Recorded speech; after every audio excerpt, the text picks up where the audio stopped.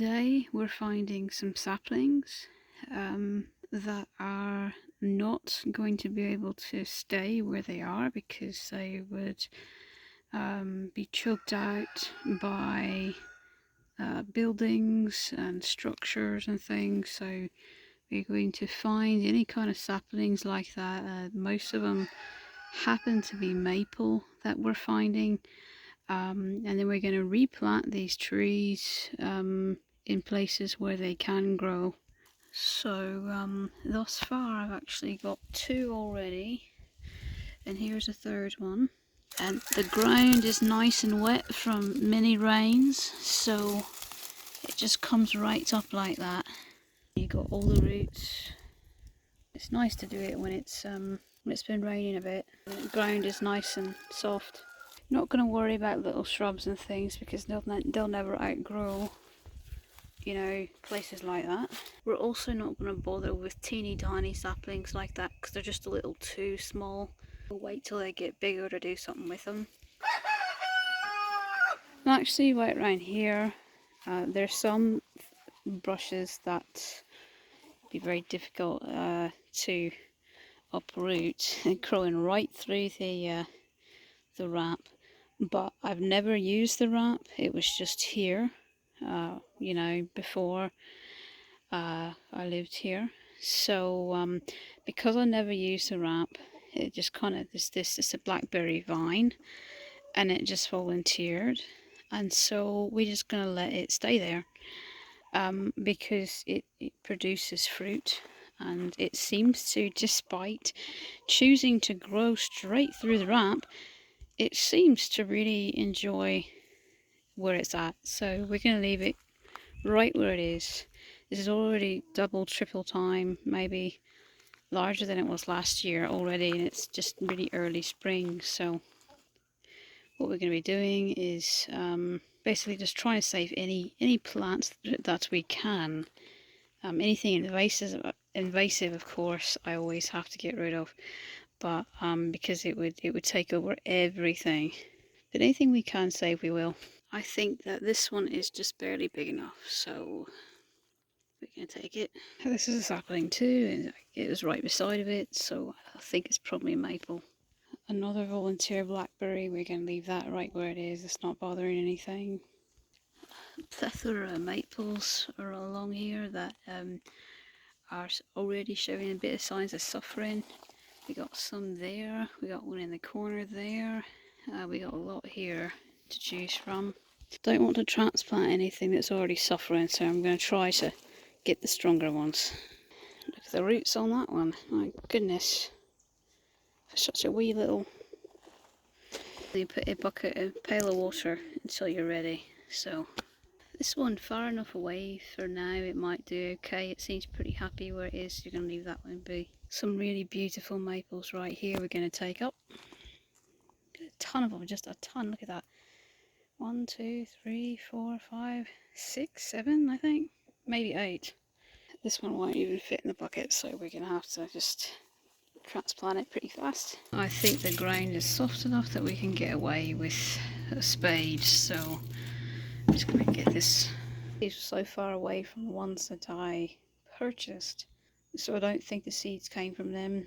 I think it came from probably the wild ones. I guess you never know. The wind blows strong enough. This one technically would live just fine, but it's too close to the septic system, so we're going to take that out because eventually it would.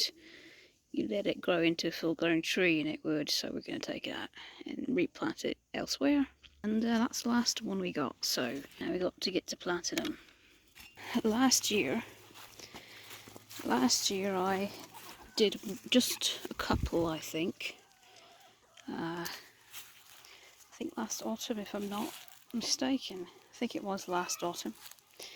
Don't ever want to do it in extreme, you know, hot weather, if you can help it.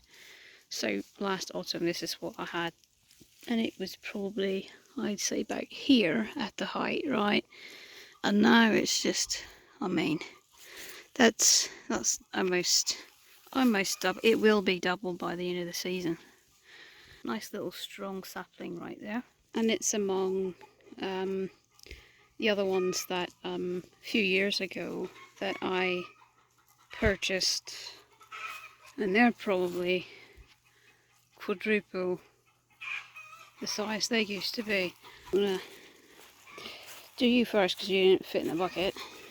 I try to do this when I'm expecting rain anyway, but I'm not sure if it's going to rain today or not, so I'm going to give them a little bit of water. That's what I like to see, some nice dark soil like that. That's good, just naturally existing.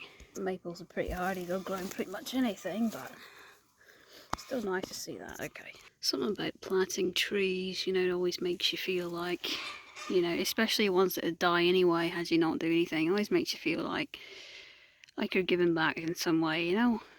So that's tree number 1. I know this has got a bit of algae in it, but we've collected some rainwater. Rainwater is always better for plants than tap, and especially when you're transplanting, it can give them a nice boost. So just in case it doesn't rain today, you'll notice that over there's a bunch of trees, right? And this side there's a few trees, right? But in the middle there's nothing. Well, that's because I used to have a few apple trees and they got some pests and diseases and things, and I couldn't save them, tried my best. So we got a place right there in the middle where it's not taken and up for grabs. So we're going to plant some there. And as I'm digging, also, if you ever have too many saplings, don't know what to do with them, you can always sell them. You know, you can make more money than you think off saplings, especially if you've got a lot of them. Especially something like a maple, because it's so pretty in autumn. A lot of people like those. The roots are going to be real leggy, right, because it's not from a pot, it's this was growing in the ground. So what you've got to do is you've got to kind of wrap the roots around it. Any long leggy root like this, you just kind of have to, don't force it, okay, just find a way that it naturally wants to sit. Don't break it or force it, just find a way it'll naturally want to bend, and then it'll fit in there just like that. You're a real pretty one too. So there's that one. Rainwater really does have properties to it that no other water does. There's been scientific studies about rainwater.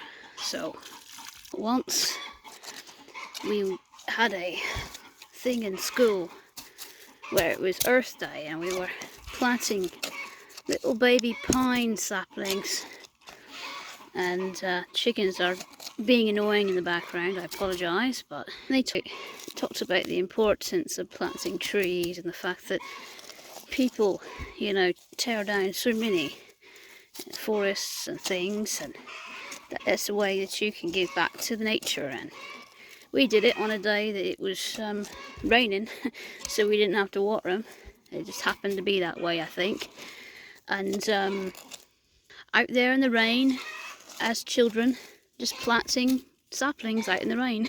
It was the best day of my life I'd ever had in school, and it really did change my perspective about nature and trees. And I always like nature, but it really gave me an extra appreciation and love for especially just trees in general. We had planted in a field, and we had essentially made a forest, a little baby forest.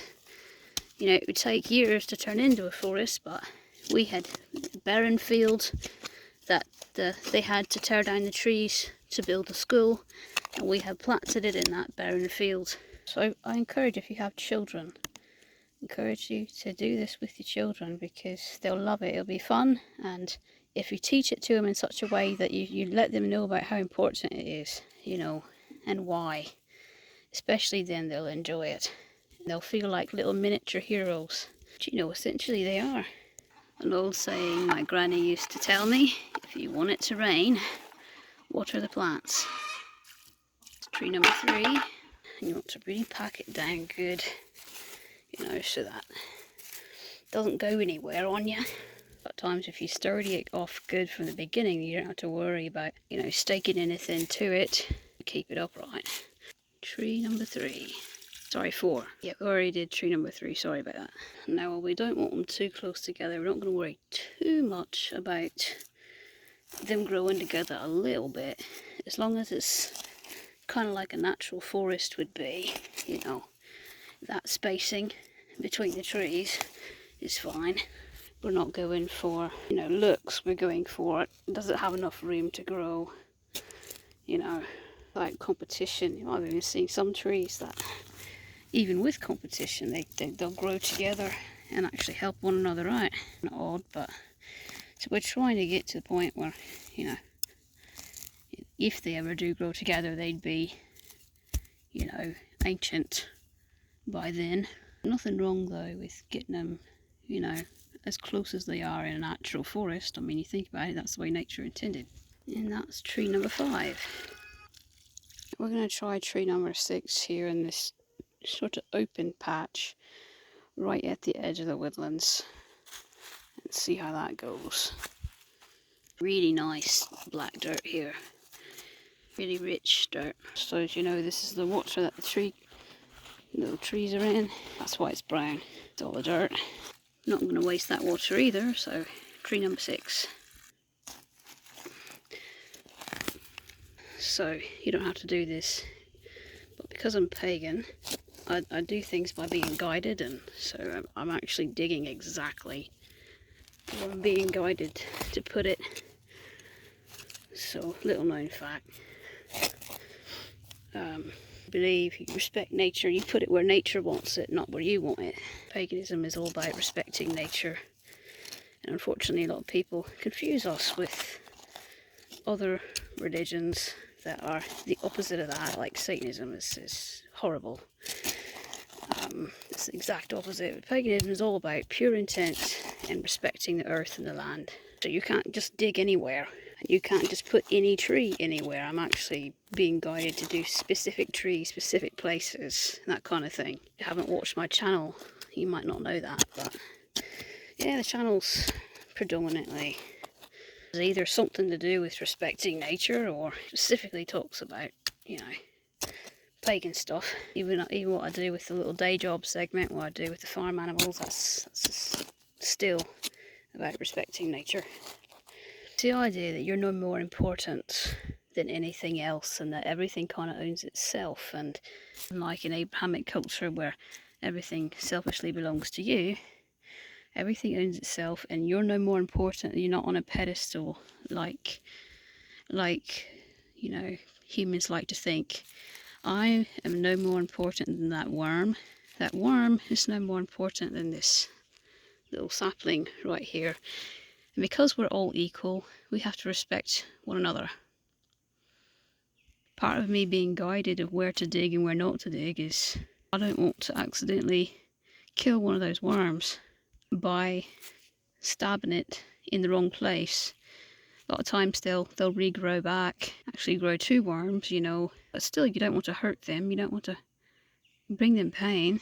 And if you get them in the wrong spot, if you get them in their heart, they just die. And stabbing blind with this thing without being guided, you kill stuff like that. Paganism do not do. You can't kill anything innocent, not even, you know, preferably not even on accident. Everything innocent is equal, especially. So, sapling number 7. This is the last sapling we've got, number 8. If I find any more. Sapling number 8. Sapling number 8.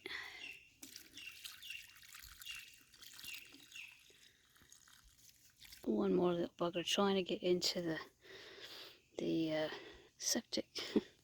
So we're going to get that out. Well, you know, it's no maple. So, guess tree number 9 then. So we had 9 today. I'm sure eventually there'll be more. So yeah, they're everywhere. Moved here as a kid and little young tiny child, and had a 4th grade teacher with that. He'd turn all the lights off. History teacher. He'd turn all the lights off and put like a fake, like electric, like didn't have any heat on it or anything, just a fake, like for looks, fire. He was Native American and he would tell these amazing Native American stories.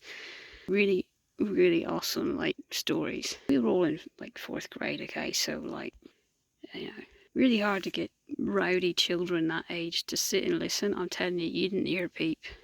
because when he would tell those stories, it was like it just captivated everybody, and he'd always in the story with the same lesson, the same exact words: walk lightly on the earth, which basically means, to be mindful and not destroy things, and instead be kind to Mother Nature.